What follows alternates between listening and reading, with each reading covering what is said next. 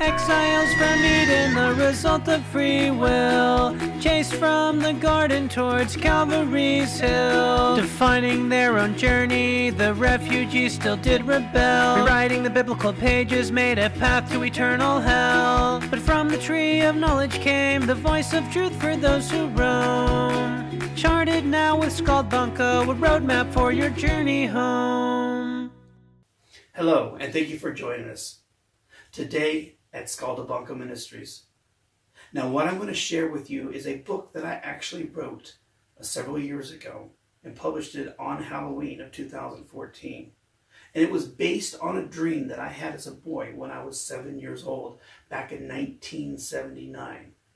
Now, this story stayed with me my whole life, and I was always trying to find a way to communicate this story to the rest of the world. And thanks to modern technology, it's easier to get your books published nowadays. So if this is a story that you feel like helped change your life or could change your life, I encourage you to share it with your friends, your family, and oh heck, share it with your enemies, because they need to know about life-changing transformation as much as you do. But thank you for being here, and I hope you enjoy this video.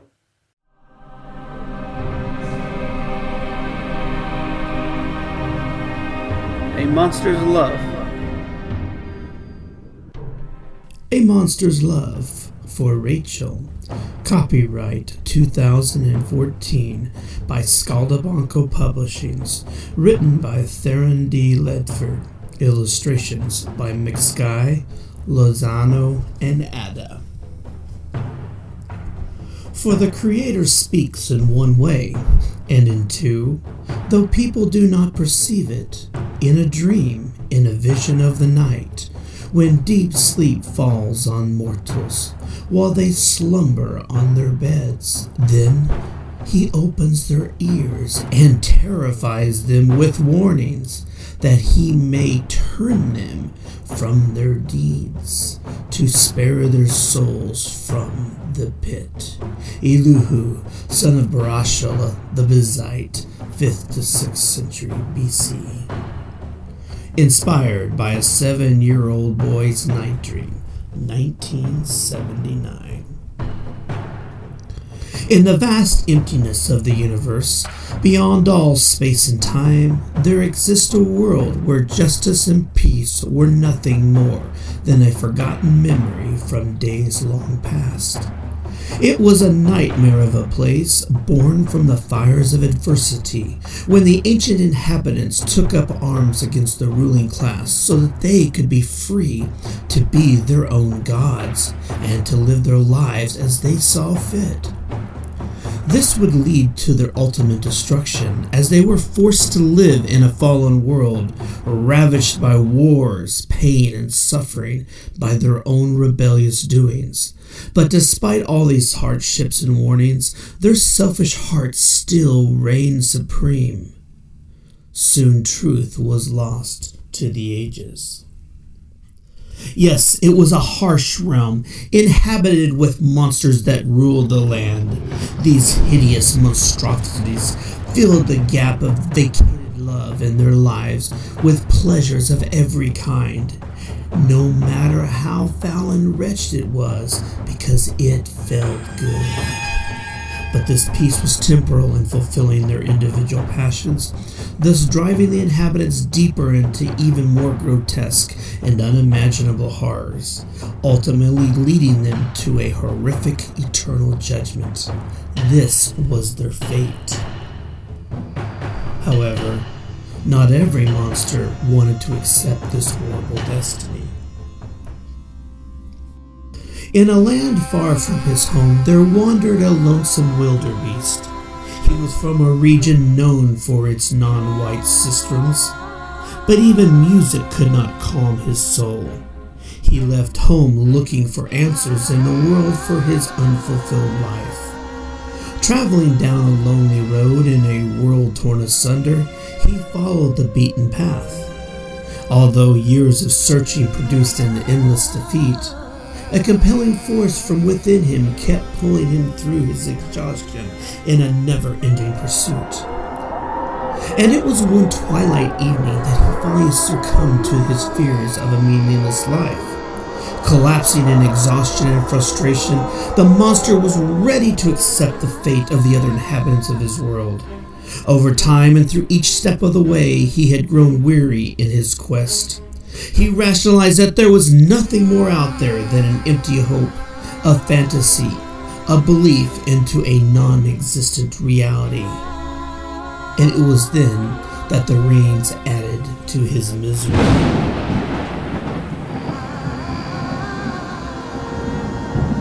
A dark and terribly strange storm began to blow suddenly from the east. The pounding rains and winds blinded his visions as he was forced off the beaten path down a road less traveled, into a region deserted long ago. Heading deeper into a hidden valley, the monster stumbled along his way on that road. He eventually came upon an old abandoned house in which to find shelter from the rain. And as the blue clouds swirled over the surrounding hills, the storm showed no compassion of letting up as it unleashed its fury across the land.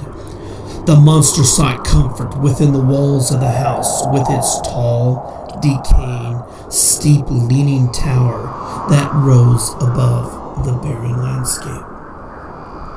Drenched and soaked to the core, the monster entered the refuge. As the storm raged outside, he cursed his bad luck for taking him off his path. And as he tried to start a fire, the howling winds forced its way through the open crevices of the walls surrounding him and made his attempts futile. He sat huddled in the corner of the darkness and shivered, howling for comfort and cursing his forsaken life. But the discomfort began to drive him to seek higher ground in its promising warmth. He climbed the rickety stairs to the tower above. His discomfort soon receded, and he started another fire in the slightly warmer atmosphere. And when he was comfortable, he began to explore his surroundings. As he stumbled around in the dark, his shoulder brushed against a tall shelf that came crashing to the floor. A box fell from the top and spilled its contents to the ground. A large old book from ancient days lay at his feet. In curiosity, he picked up the book and blew off the dust. In the dim light, as the storm kept him at bay, he read from the book throughout the night. He was not aware that the words he read were of a great and mighty power. But as the monster read the text of days long past and the truth of his world, the words began to penetrate his heart and transform his mind. He read of the ancient days when peace and love ruled the land. He read about the lies, the deceit, and the sins of his fathers. He believed into the text, accepted the truth from within, and finally felt free from his lifelong misery. But as the rains continued to keep him sheltered on that cold night, he was given time to study deeper into the text. And the more he studied the book, the more his inner desires were awakened to reality. A fierce battle soon raged inside, and when he had succumbed to his selfish desires, his heart felt strangely warmed. And in the first light of a new day, as the rays flooded into the room, they pierced the monster's heart, causing him to be transformed. He became a new creature, reborn from a fallen nature. He was no longer a captive, but a prisoner sprung free from the chains of pain, chaos, and loneliness. For the first time in his life, he felt purpose. His appearance changed from inward outward. He no longer felt like a wretched old man, but like a new child of the universe. He had powers beyond believability and a deep knowledge of the meaning of existence. He was free from the deceit of the past that weighed him down, and his soul could not contain all the love that he felt inside. It was a very strange feeling. He felt unbound to the selfishness from within. It would be hard for his world to understand because they had lived in their ways for so long. But as he left that old abandoned building to go home, he began to whistle a new tune with an added skip in his step. The love inside of him swelled over the days as he grew more connected to the truth that he found inside an old mystical book transcribed to him by hands unknown. What grand mysteries did those lost pages contain? He knew that he could not keep these things to himself. His heart desired to share his discovery with his fellow monsters. Back on the beaten path, he traveled back through desolate valleys, isolated townships, and dark, eerie forests. He looked not to the right nor to the left, but his eyes were constantly facing forward to the task at hand. Caring not that he went against the very grain of his society, he spread the message of the great manuscript along the way. He made many believe in something greater and gave hope to change their dying world, but none were transformed. Some followed him while others ran and hid in the hills in fear of the book's sinister transforming power. Strange glares and silent taunting mocked him as he followed the path towards the setting sun. He could not contain the power and the excitement of his discovery. The words had equipped him with the powers beyond common perception. He was empowered to proclaim and do mighty works, and he pressed on through danger and strife. Through time, he reached his great city on the hill. The truth could not be hidden anymore, he thought, as he boldly raced to the center of town to share his discovery that was once so lost long ago. Now the crowds gathered in shock and awe to listen.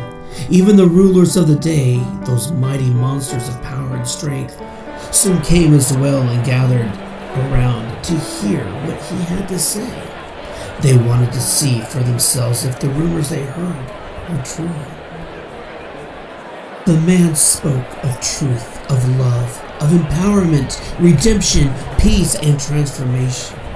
He proclaimed these things loudly to give sight to the blind, for them to see what was once hidden, to feel and experience what he had felt, to be free from all corruption that imprisoned everyone in this world. He spoke with love in his eyes. Though their hearts were troubled, the price was too high for a few. Many did not believe, and the rest were deceived in their own righteousness. They soon did not want to hear any longer what this strange creature had to say to them. Their inquisitive minds turned to anger. Anger then turned into hate. For what was wrong to them was right, and what was right was wrong. The ancient evil that was born within each living creature began to rise up, and in one unified chant cried out the truth as they saw it in a single expression of hate. For as he shared his love, they saw him as a hideous fiend that had no place in this world. He was not and no longer like them, for he was a monster. He did not hear the roar of the crowds that gathered around him, nor the elder beasts that cursed the ground he walked upon. He had secretly stirred up the riots to preserve their power. The monsters continued to cry out even louder in horror and alarm, and their rage intensified until they dragged the man through the city streets to the cliffs on the outskirts of town. But the man did not whimper nor despair, but he cried out through tears more compassionately for them to listen to him. But they did not listen, and they hurled the man they deemed a monster into the deep depths below to perish forever from their memories, thus accepting their pending doom because they would not be changed. And as he fell to his death, the great book that was once lost slipped from his hands and drifted into the wind, only to be lost once again forever to the ages. For whatever glimmer of light he brought to the world, it was quickly diminished. There was now no one to carry the message on. The truth that had been suppressed for so long was shared in love from his heart until its last dying breath, so that they may believe. The dark world was once again without hope.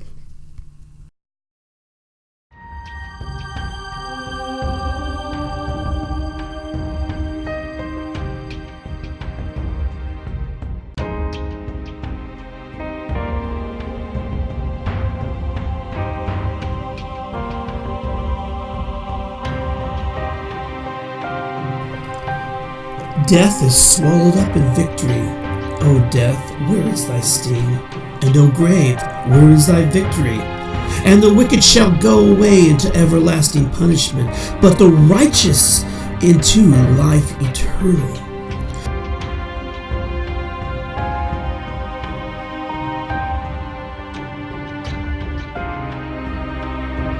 For the corruptible must put on incorruption, and the mortal must put on immortality. For unless one is born again, they cannot see eternal life.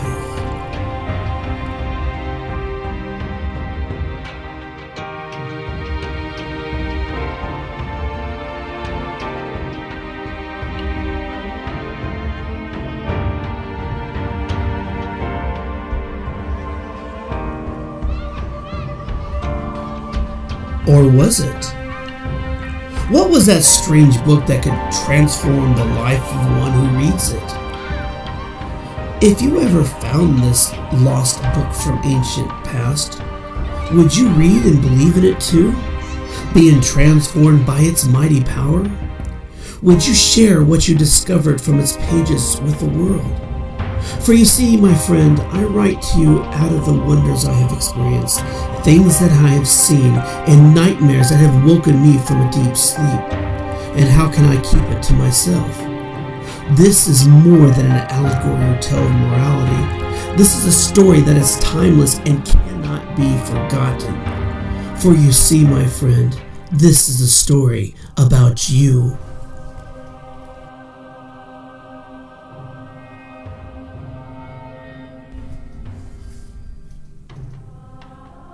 Let me explain. You see, in the beginning, the author of life created humanity in his own image. He was alone. He wanted a family to share the wonders of his creation and to be loved freely. Through free will, humanity was formed. However, humans were not, nor could ever be gods themselves. There was still a separation. That void grew even greater as humanity sinned to be its own god. As punishment, they were cast out of paradise as survivors into a harsh realm. The Creator allowed it to happen to not only show that he would take what was wrong and always make it better, but so that he could get closer to his creation while demonstrating true love. And through his Son that he sent to earth, he became us to know us.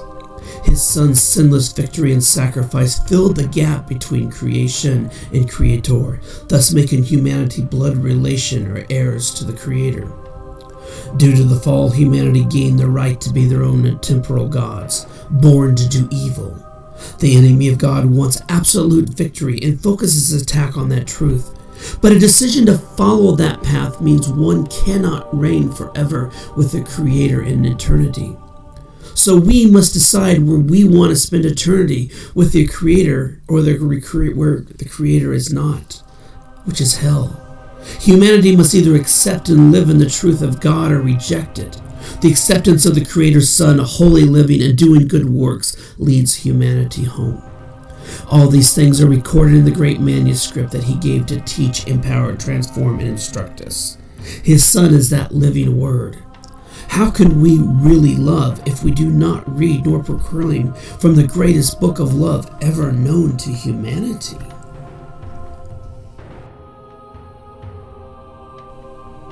In a world somewhere in the dark corners of the universe, good versus evil battles for dominion. The world may be ending, but in its aftermath, love is beginning. Will you be the one to keep the flames of truth burning in this dying world? You have the weapon and knowledge to give light.